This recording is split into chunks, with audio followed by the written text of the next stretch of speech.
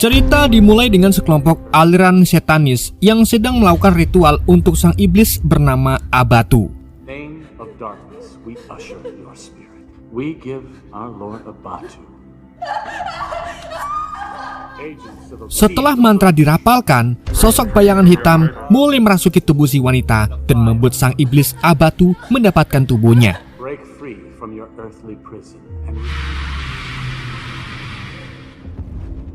Sementara itu, seorang pria bernama Demian sering bermimpi berkaitan dengan ritual sang iblis. Sesaat setelah Demian terbangun, ia mendapat telepon tentang mayat yang ditemukan di sebuah gedung.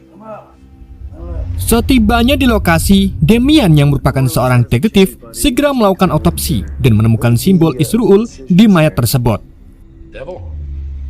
very intentional, specific. Copycat, I don't think. I can't argue with that.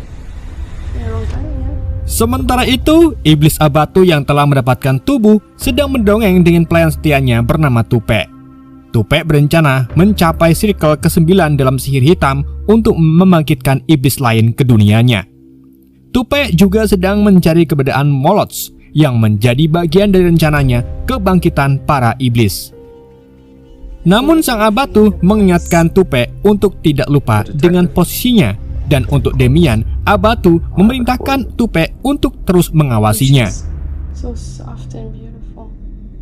To the earth for the beginning of our new world. Your time will come. Sementara itu, meski otopsi dilakukan, Demian dan atasannya kesulitan menemukan petunjuk karena mayat tersebut tanpa identitas. Demian juga masih kesulitan menemukan motif pelaku antara mencari perhatian atau benar-benar sebuah ritual.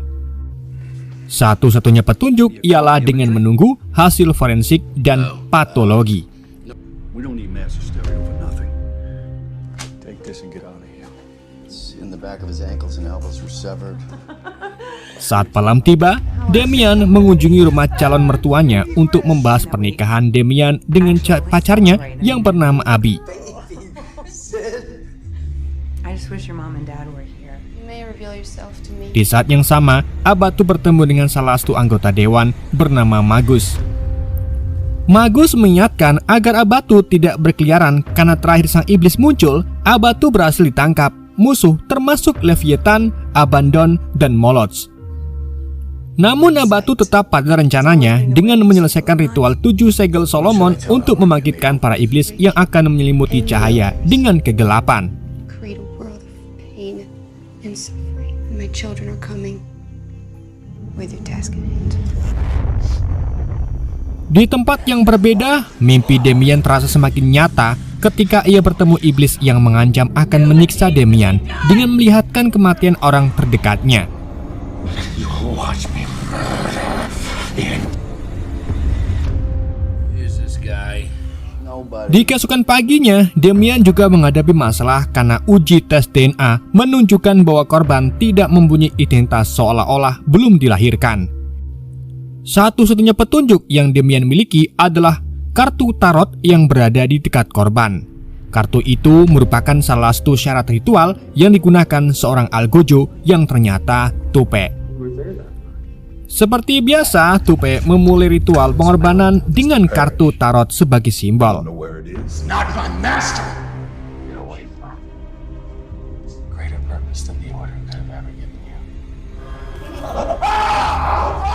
And you've had pubic hair. Sesaat kemudian, saat Demian dan rekannya bernama Garrison sedang biliar, mereka mendapat kabar mengenai korban lain yang ditemukan. Setelah Demian dan Garrison tiba di lokasi, mereka menemukan mayat dengan kondisi jantung yang menghilang sambil memegang kartu tarot. No, same as last one. We're not gonna be able to keep this quiet. Kasus yang sama juga sering terjadi beberapa bulan terakhir, dan dari semua kasus tersebut, Demian sadar kartu tarot di setiap masing-masing korban memiliki gambar yang berbeda. Karena hanya kartu tarot yang bisa dijadikan petunjuk, Demian pun memutuskan menemui seorang pendeta bernama Victor. Bullshit outweighs police work. 30 miles from her house in Iberville. The priest. Mess. Just go. Setelah Demian dan Garrison tiba di tempat Victor, Demian langsung menunjukkan beberapa foto mengenai ritual dengan sebuah simbol setanis. Seketika Victor pun mulai gelisah melihat foto yang ditujukan oleh Demian. Meski begitu, Victor mencoba menjelaskan simbol bintang yang digunakan sebagai ritual merupakan gambar bintang Solomon. Victor menambahkan, Solomon dulunya merupakan anak buah Lucifer yang memberontak untuk menutup gerbang surga dan neraka demi menguasai bumi. Dan untuk kartu tarot yang Damien tunjukkan, Victor tak bisa membantu karena bukan bidang keahliannya. Tetapi Victor mengenal seorang yang mungkin bisa membantu Damien.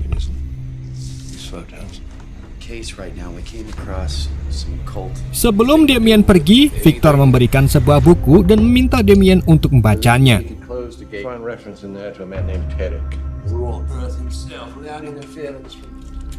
Sementara itu, Tupe memakan jantung milik korbannya untuk mencapai sikel ke-9.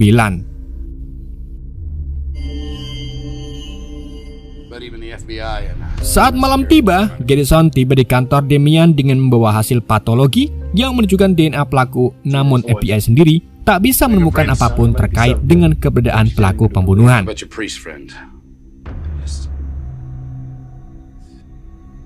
Setelah Garrison pergi, Damien mulai membaca buku pemberian dari Victor. Dan dari buku tersebut diceritakan, dulunya Lucifer memiliki sebuah alam infernal yang dibagi ke 4 jenderal bawahan Lucifer, di antaranya Abatu, Moloch, Abaddon, dan Leviathan. Namun keempat jenderal Lucifer melakukan pengkhianatan dan mereka mendapat julukan penunggang neraka. Untuk mempertahankan garis keturunannya, Lucifer turun ke bumi dan minta 3 raja iblis Amon, Belial, dan Paimon untuk melindungi dan memberikan pengetahuan kepada garis keturunan Lucifer. Dari keturunan tersebut lahirlah Serif dan Terik. Namun karena memiliki tubuh seorang manusia, tubuh Terik mulai membusuk. Dan saat itulah Abatu yang masih di neraka mulai menghasut Terik dengan menjanjikan tubuh abadi dengan minum darah Abatu dibantu 7 segel Solomon. 7 segel Solomon sendiri merupakan ritual pengorbanan 7 manusia yang dipilih untuk menjadi media kebangkitan para iblis. Namun naas, korban ritual selanjutnya ialah calon mertua Damien yang ditemukan tewas sebagai tumbal. Sementara itu, Tupe menemui ketua Dewan The Order untuk bertemu dengan ayahnya. Dan sebagai putra dari Terik, Tupe mengkhawatirkan The Order yang tak mampu mengendalikan Abatu. Namun ketua The Order sendiri menganggap Tupe terlalu sombong dan lupa dengan posisinya. Tupe hanyalah manusia biasa, bukan seorang dewa yang berhak mengatur The Order. Dari perkataan ketua The Order, muncullah perselisihan di antara keduanya sampai akhirnya Terik muncul. Terik kecewa dengan Tupe lantaran tidak menghormati The Order. Bagaimanapun juga, Terik menciptakan The Order untuk membantu mencapai tujuannya. Meski sekarang Abatu menjadi pemimpin The Order, saatnya waktunya tiba, Abatu akan menjadi budak Terik yang merupakan keturunan langsung dari Lucifer. Mendengar perkataan ayahnya, Tupe pun langsung undur diri untuk kembali menjalankan tugasnya. Di saat yang sama, Damien mulai sadar mimpi yang ia alami mulai terasa nyata setelah calon mertuanya menjadi korban. Karena hal itulah, Damien pun memutuskan pergi ke seorang peramal kartu tarot yang direkomendasikan oleh Victor. Sebagai seorang peramal, ia tahu maksud kedatangan Victor dan segera menjelaskan Victor memiliki tanggung jawab yang besar. Sang peramal juga menjelaskan Damien memiliki bayangan teror yang selalu mengikutinya, sekaligus menjelaskan tiap gambar tarot yang dipegang para korban. Satu persatu kepingan pun muncul ketika sang peramal menjelaskan 7 gambar tarot yang dipegang setiap korbannya. Namun ketika sang peramal hendak menjelaskan gambar terakhir, yaitu Menara Babel, tiba-tiba sosok bayangan hitam muncul di belakang Damien. Bayangan tersebut langsung membungkam sang peramal saat ia mencoba menjelaskan Menara Babel. Di saat yang sama, Damien tiba-tiba masuk dalam sebuah penglihatan di mana ia mendapatkan simbol di kedua tangannya. Selain itu, Damien juga mendengar suara yang terus memanggilnya. Namun saat Damien mendekat ke suara tersebut, Damien melihat Abi yang sedang disandera oleh iblis. Setelah Damien sadar, sang peramal meminta Damien untuk mengikuti penglihatannya. Namun karena suatu hal, sang peramal tak bisa menjelaskan tentang gambar terakhir, yaitu Menara Babel. Setelah sang peramal pergi, Damien mencoba mencari informasi Menara Babel ke anak dari sang peramal. Mendengar kata Menara Babel, tersebitlah seorang bernama Tupe yang dulu sering minta ramalan kepada ibunya. Tupe mengaku tinggal di rumah Babel dan untungnya anak dari sang peramal mengetahui lokasi tempat tinggalnya Tupe. Going, but actually she never said why. She kept repeating House of Babel. It's been abandoned for years. Setelah pergi ke lokasi yang ditujukan oleh anak si peramal, Damian tiba di sebuah rumah. Sebelum Damian masuk ke dalam rumah, Damian terlebih dahulu menghubungi Garrison karena telah menemukan petunjuk. Namun karena Garrison tak menjawab, Damian pun meninggalkan pesan dan langsung masuk rumah tersebut.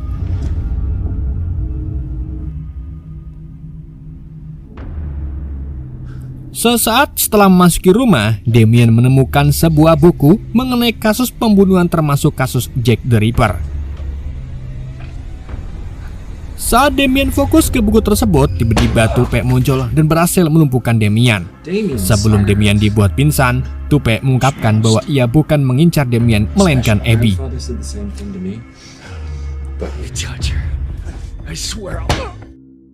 Setelah Damian sadar, ia segera menghubungi Garrison untuk memberitahukan bahwa ia telah menemukan pelaku dan barang bukti. Damian juga meminta membawa CSI untuk melakukan penyelidikan, namun saat Garrison tiba, ia datang hanya seorang diri. Alasan Garrison tidak membawa CSI karena Damian menyelidiki kasus tanpa surat perintah. Selain itu, Damian juga terlihat begitu terobsesi dengan kasus tersebut dan mengabaikan Abby yang sedang berduka setelah kehilangan ibunya.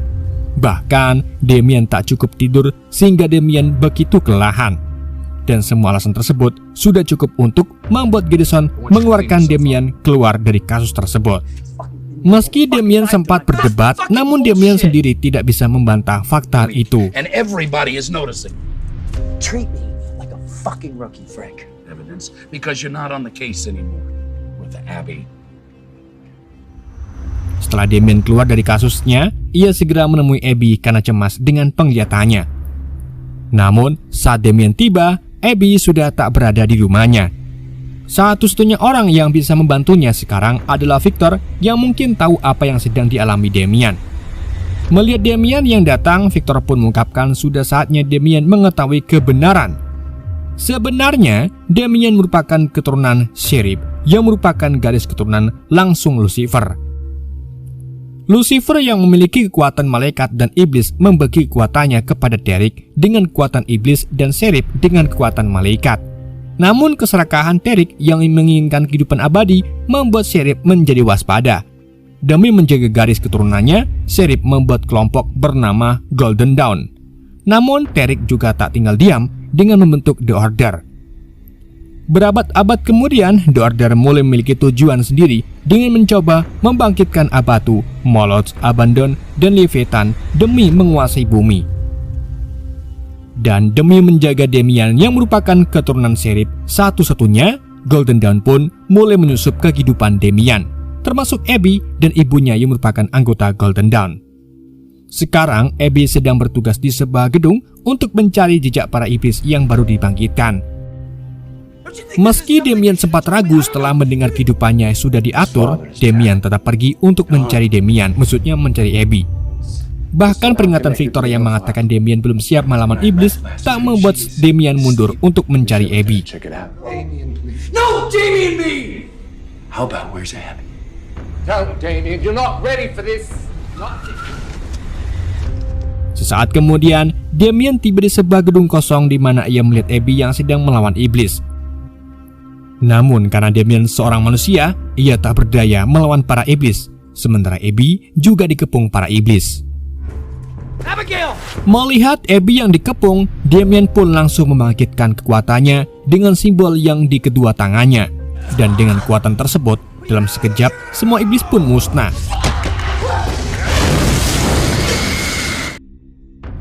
Melihat Damian yang mampu menghancurkan para iblis, Abby pun segera melapor ke Victor dan menduga Damian orang yang terpilih sebagai Demon Executioner.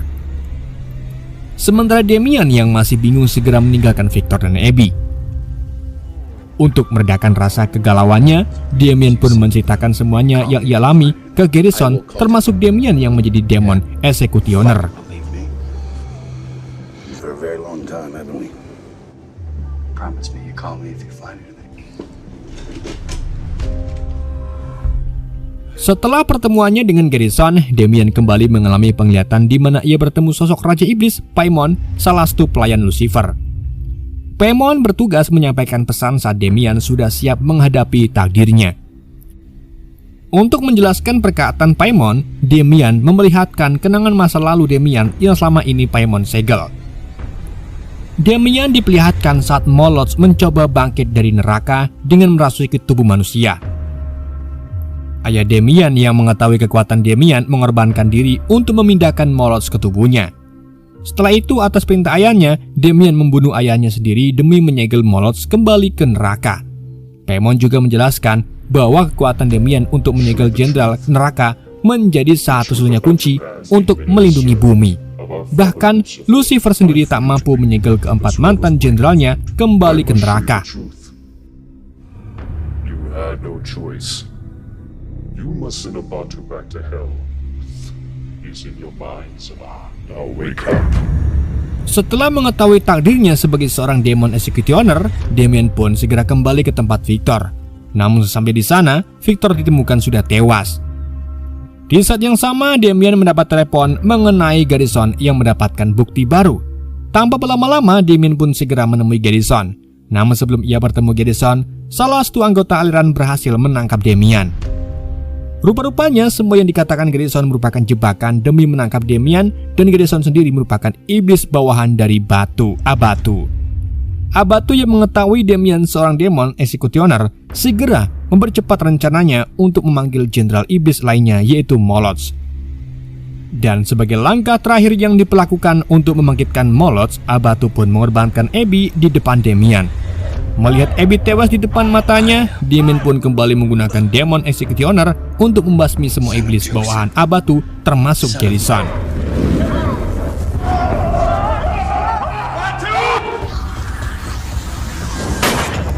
Sementara Abatu yang melihat kekuatan Damien segera membawa Damien ke sebuah ilusi. Untuk mengalahkan Damien, Abatu mencoba menggoyangkan mental Damien yang seorang manusia. Namun, Damien yang menerima takdirnya sebagai Demon Executioner mampu lolos dari ilusi tersebut dan menyegel Abatu kembali ke neraka. Protected you and died for you.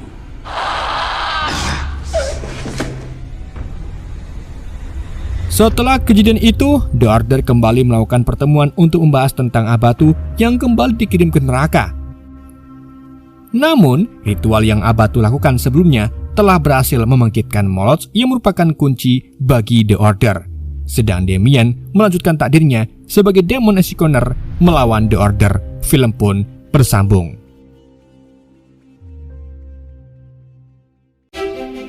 Oke guys, itulah alur cerita film The Demonologist. Semoga kalian terhibur dengan alur cerita yang saya bawakan. Mohon maaf jika ada kesalahan dalam penyampaiannya ataupun penyebutan nama. Sekian dari Yende, sampai jumpa di video berikutnya.